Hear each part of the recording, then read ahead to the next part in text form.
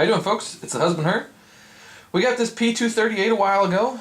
The Suburban Cowgirl is going to have some other videos up either before or after this about Remora holster and how it fits, and just kind of detail the 380, the size of the bullet versus a 9mm bullet, and then she's going to show off, or will have shown off, her Walther PPS and do a small, quick size comparison just to show the size of the bullet versus the size of the gun. But this is once again the P238. We picked up for her a while back, traded in a couple things, and picked this one up. I just kind of wanted to go through an unboxing real quick. So basically it comes pretty much like this. I think it had a lock up here. We always take them out. We don't use the gun locks because we have a safe. So we put them in the safe. When they're in the safe, they're loaded and ready to come out if trouble were to arise. So we don't have a time when we use the gun lock. So we take them out of the boxes and we store them somewhere else.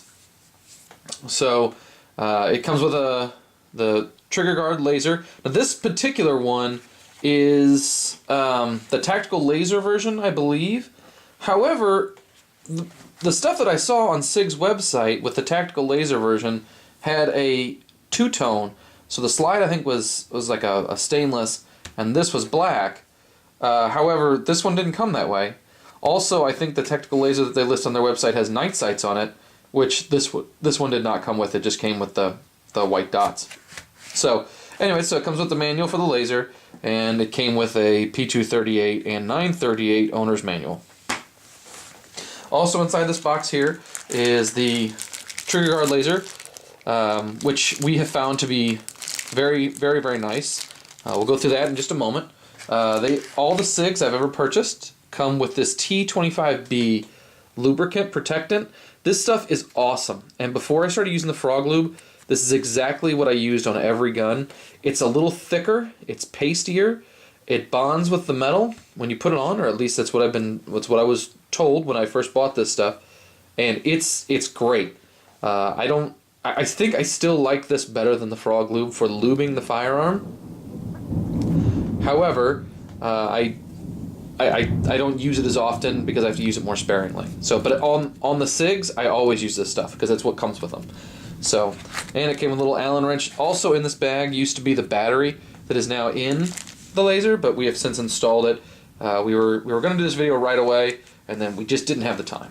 So, I'll install that laser here in just a minute. It came with a little holster, just a little belt loop holster, and it's got a retention spring or a retention screw right there. So, or retention screw here, so that you can adjust how tight this fits the weapon and how hard it is to, or easy it is to draw. And then of course there's the weapon itself. It came with one 6-round magazine, and there are 7-round magazines. Right now we're having a little trouble getting a hold of one, but we are looking. So the 7-round, actually when it slides into the gun, it matches here and here, and it's just going to give a place for the pinky to go. So let's close this up and we'll kind of go over the firearm again. So one of the things we liked about the P238 is it is a very 1911 style. It's got the grip, the safety over here in the corner, so you can carry it cocked and locked. Safety's on right now, of course.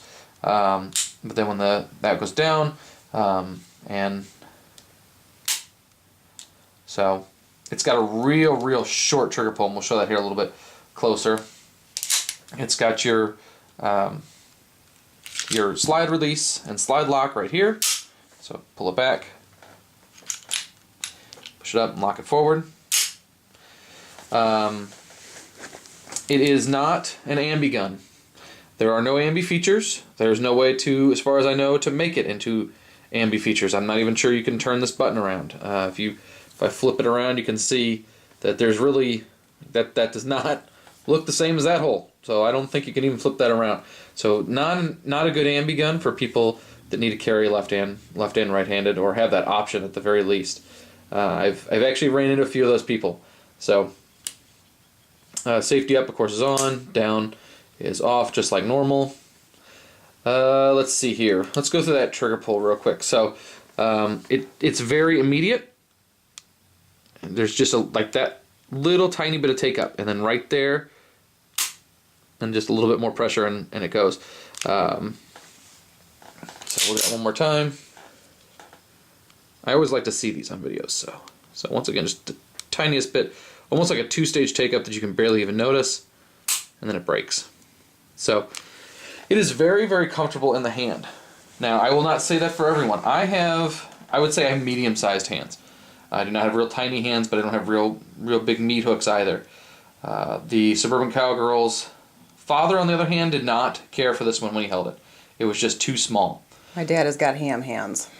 So, however, I find this to be extremely comfortable, and because of the weight of the firearm, when I reload this magazine, it feels very